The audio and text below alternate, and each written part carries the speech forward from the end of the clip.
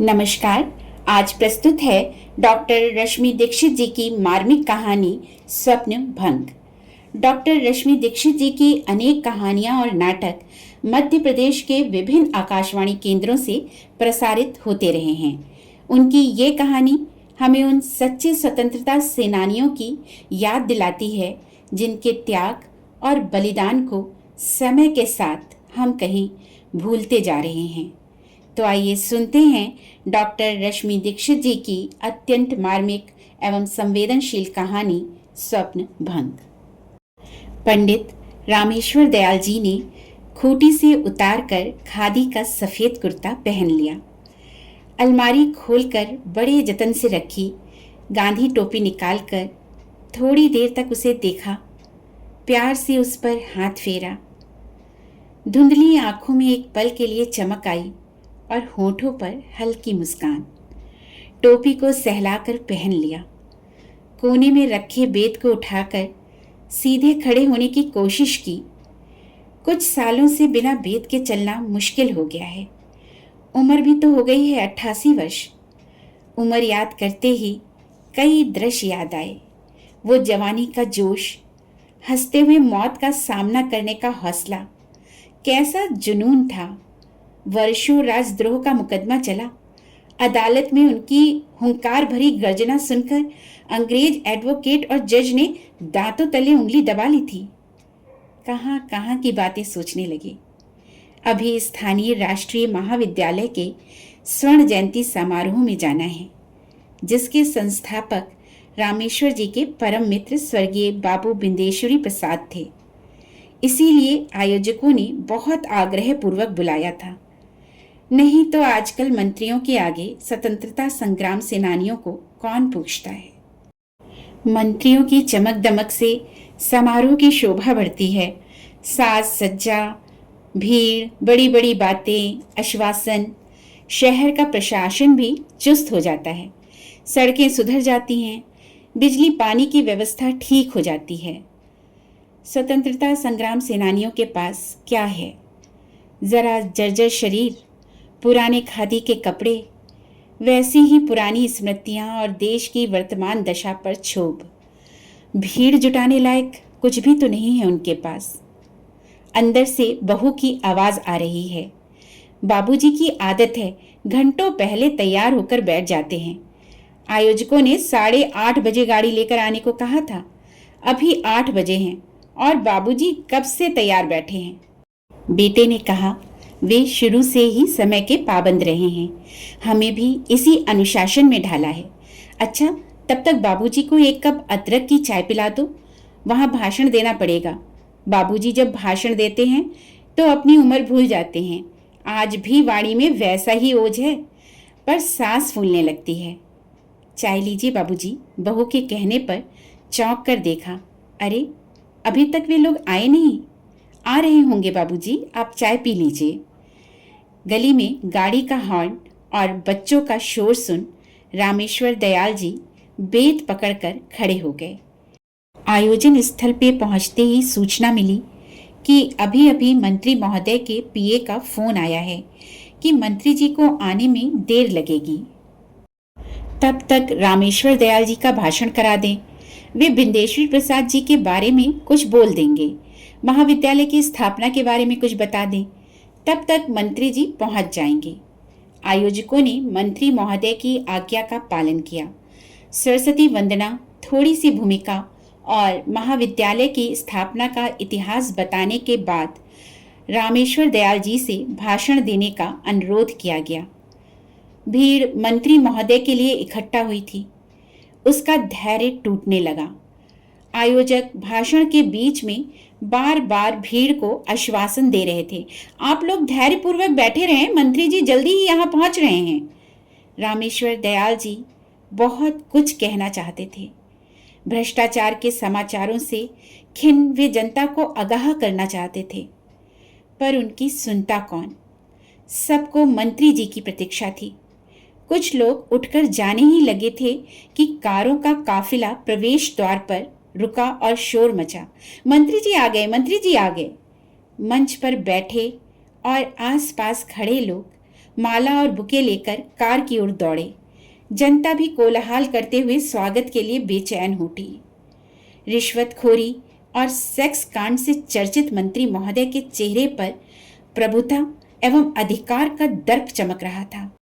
लज्जा या ग्लानि का लेश मात्र भी वहां नहीं था। रामेश्वर दयाल जी बीच में ही अपना भाषण छोड़कर मंच से उतरकर सामने बिछी दरी पर बैठ गए। मंत्री जी को माला, बुके आदि समर्पित करने के बाद आयोजकों का ध्यान उनकी ओर गया तो वे रामेश्वर दयाल जी को बड़े आदर के साथ पुनः मंच पर ले गए। मंत्री जी ने हाथ जोड़कर नमस्कार किया और बोले, आप शायद भाषण दे रहे थे, अपनी बात पूरी कर लीजिए। रामेश्वर जी बोले, हाँ, एक बात अभी मुझे कहनी है, अनुमति हो तो पूरी कर लूं। और वे माइक के पास पहुंच गए। उनकी ओजस्वी वाणी गूंज उठी, मेरा आयोजकों और समस्त जन समुदाय से अनुरोध है कि जिस समारोह में आप मंत्रियों को बुलाएं उसमें कभी किसी स्वतंत्रता सेनानी को आमंत्रित ना करें। हमने आज़ादी की लड़ाई किसी लोभ के कारण नहीं लड़ी थी। हमें यश की लिप्सा न तब थी न आज है। हाँ, अपनी अगली पीढ़ी को उस आग की थोड़ी आंच देने की इच्छा को रोक नहीं पाता, इसीलिए ऐसे समारोह में चला आता हूं। ये ठीक है, सेनानियों के पास भीड़ जुटाऊ गुण नहीं है, लेकिन सच्चे मन से अगर उनकी बात कुछ इने गिने लोगों ने ही सुन ली तो उससे समाज और देश का अधिक भला होगा। इतना कहकर वे मंच से उतरकर लड़खड़ाते कदमों से एक ओर चल दिए। रिक्शे से उतरकर रामेश्वर दयाल जी सीधे अपने कमरे में जाकर लेट गए। उनकी आंखों के सामने अतीत के चित्र घूम रहे थे। उन्हें देश के प्रति कर्तव्य निर्वाह में स्वमात्र भी यश की लिप्सा नहीं थी। उनका जन्म खाते पीते परिवार में हुआ था। पिता ने बड़े बड़े शहरों में भेजकर उच्च शिक्षा दिलाई थी। सदैव प्रथम आने वाले रामेश्वर जी जब गांधी जी के आह्वान पर स्वतंत्रता आंदोलन में कूद पड़े तो माता पिता की निराशा स्वाभाविक थी। उन्होंने अपने सुयोग्य पुत्र के भावी जीवन के सुनहरे सपने सजोए थे। विवाह के बाद सहनशीला पत्नी ने क्या उनसे कम यातनाएं सही? आज़ादी के बाद भी उन्होंने अपना सब कुछ जनसेवा के लिए लुटा दिया। कर्तव्य परायण पत्नी ने यदि उनका साथ न दिया होता तो पता नहीं उनके परिवार का क्या होता। स्वतंत्रता संग्राम के दौरान पत्नी ने बड़े दुख झेले थे। इलाज के अभाव में 2 बच्चों की मौत वो जीवन भर नहीं भूल सकी। 3 बच्चों में एक बेटा बचा था। रामेश्वर जी के जेल से छूटने के थोड़े दिन बाद ही पत्नी भी चल बसी। प्रारंभ से ही बेटे ने देशभक्ति का पाठ पढ़ा था। इस युग में ऐसा बेटा सचमुच उनके जीवन की बड़ी उपलब्धि है। स्वस्थ सुंदर सत्य प्रकाश को आर्थिक अभावों के बीच भी उन्होंने उच्च शिक्षा दिलाई थी। रामेश्वर जी उसका विवाह किसी गरीब पर सुसंस्कृत परिवार की कन्या से करना चाहते थे। ऐसा परिवार मिला भी। जिला परिषद के क्लर्क सजीवन लाल रिश्वत ना लेने के लिए प्रसिद्ध थे। उनकी बेटी सुलक्षणा अपने नाम के अनुरूप ही थी। दोनों पक्ष बड़ी प्रसन्नता के साथ संबंध के लिए तैयार हो गए थे। रामेश्वर जी ने बड़े उत्साह के साथ प्रस्ताव रखा। दहेज का तो कोई प्रश्न ही नहीं है। पूरे आयोजन में हम दोनों मितव्यता का पूरा ध्यान रखें, बिना किसी आडंबर के विवाह संपन्न हो। कन्या की मां दुनियादारी में बड़ी सजग थी। उन्होंने तुरंत प्रतिवाद किया, देखिए, दहेज देने की तो हमारी सामर्थ्य ही नहीं है, लेकिन हमारे दरवाजे आकर आप मितव्यता अपनाएंगे तो 4 रिश्तेदारों और परिचितों के सामने हमारी क्या इज्जत रहेगी। रामेश्वर जी हताश हो गए थे। दिया हुआ वचन वापस नहीं हो सकता था। डरते डरते घर में बहू लाए। अपने लिए तो उन्हें कोई चिंता नहीं थी, पर अपनी तीसरी पीढ़ी के संस्कारों के प्रति वे चिंतित हो उठे थे। सौभाग्य से पुत्र वधू सुलक्षणा ने बड़ी आसानी से अपने को परिवार में ढाल लिया था। उन्हें याद आया सत्य इंटरमीडिएट का विद्यार्थी था। उसके कॉलेज की ट्रिप नेपाल जा रही थी। ट्रिप के लिए इतने अधिक रुपयों का प्रबंध करना उनके लिए कठिन था। सत्य ने बहुत दुखी होकर कहा था, बाबूजी, आपको क्या अधिकार था मुझे और माँ को इतनी यातनाएं देने का? ये ठीक है कि देश के प्रति आप समर्पित थे, पर हमारा भी तो आप पर कुछ हक था। रामेश्वर जी की पूरी चेतना आहत हो उठी थी। उत्तर में उन्होंने कुछ नहीं कहा था, पर कई दिनों तक वे चुपचाप सोचते ही रहे थे। सत्य को अपने कहे पर बहुत पछतावा हुआ था। सत्य ने अपने बेटे सुब्रत को भी परिवार के उच्च आदर्शों के अनुरूप संस्कार दिए थे। कठिन परिश्रम के बल पर सुब्रत एक यशस्वी डॉक्टर बना और अब वो अमेरिका में सपरिवार रह रहा था। सत्य प्रकाश और सुलक्षणा इधर कुछ दिनों से महसूस कर रहे थे कि अखबार की खबरों को पढ़कर बाबूजी बड़े दुखी हो जाते हैं। अखबार में रोज भ्रष्टाचार की खबरें आती हैं। बाबूजी की आंखों में गहरी उदासी और पीड़ा की झलक उन्हें साफ दिखाई देती थी। बाबूजी अपने पार्टी के प्रति पूरी तरह निष्ठावान थे, पर देश उनके लिए पार्टी से अधिक महत्वपूर्ण था। जिस पार्टी के निष्ठावान कार्यकर्ता के रूप में उन्होंने आज़ादी की लड़ाई में अपना सब कुछ लुटा दिया था, उसी पार्टी के नेताओं और कार्यकर्ताओं में व्याप्त भ्रष्टाचार ने उन्हें बहुत आहत किया था। आज़ादी के बाद उन्होंने और उन जैसे अनेक स्वतंत्रता सेनानियों ने कुछ सपने देखे थे।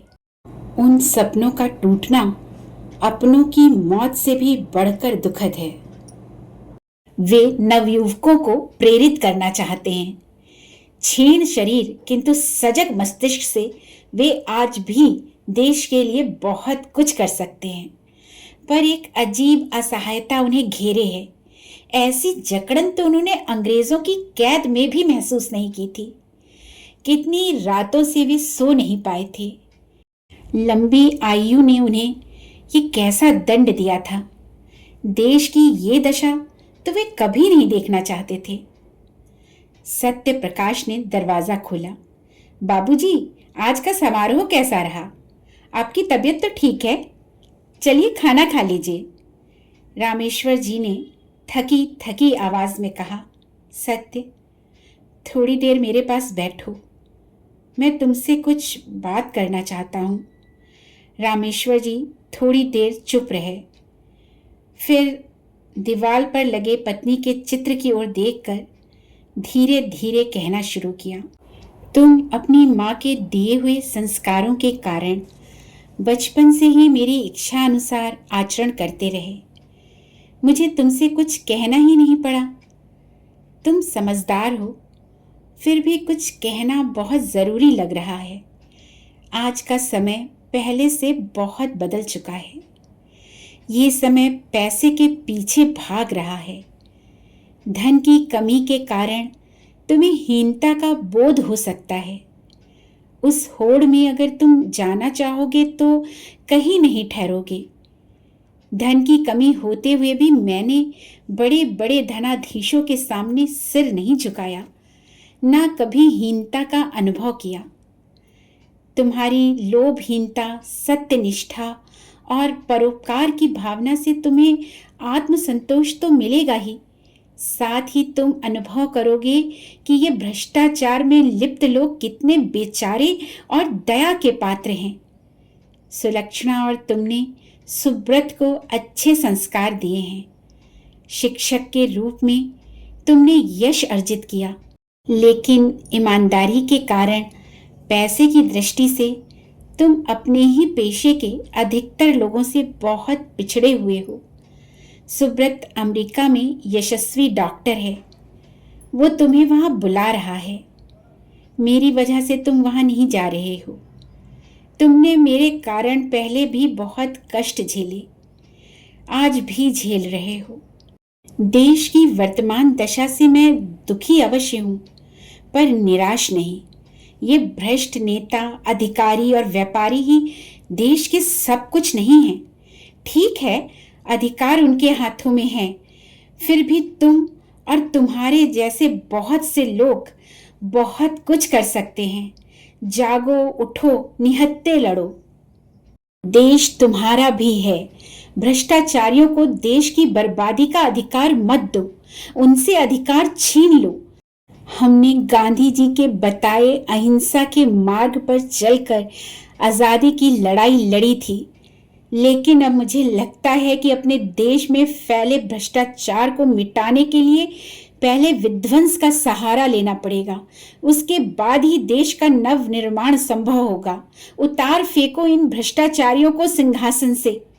रामेश्वर जी की सांस फूलने लगी थी। उनकी आंखों से लपटें निकल रही थी। सत्य की समझ में नहीं आ रहा था कि बाबूजी एकाएक इतने उत्तेजित क्यों हो गए। ऐसा लग रहा था कि उनके मन में बड़ी उथल पुथल चल रही है। उन्होंने थके हुए स्वर में धीरे से कहा, अब तुम जाओ, मुझे थोड़ी थकान लग रही है, सोना चाहता हूँ। थोड़ी देर में सत्य प्रकाश उन्हें बुलाने आए तो स्तब्ध रह गए। बाबूजी का शरीर चेहरे पर रोष और उत्तेजना के भाव लिए निश्चेष्ट पड़ा था। पास पड़ोस में शोर मच गया। मंत्री जी अभी शहर में ही थे। थोड़ी देर में ही उनका प्रतिनिधि पुष्प चक्र भेंट करने आया। मंत्री जी नगर के अनेक कार्यक्रमों में व्यस्त रहने के कारण नहीं आ सके थे। अगले दिन अखबार में एक छोटी सी खबर थी। स्वतंत्रता संग्राम सेनानी पंडित रामेश्वर दयाल जी का निधन कल 2 बजे दिन में उनके निवास स्थान पर हो गया। वे 88 वर्ष के थे। माननीय मंत्री महोदय जी ने उनके निधन पर गहरा शोक व्यक्त किया है। त्याग और बलिदान की मूर्तिमान शौर्य गाथा के अवसान पर कृतज्ञ समाज, मीडिया और सरकार के कर्तव्य की इतिश्री हो गई। अभी आप सुन रहे थे डॉक्टर रश्मि दीक्षित जी द्वारा लिखी बेहद संवेदनशील और दिल को छू लेने वाली कहानी स्वप्न भंग।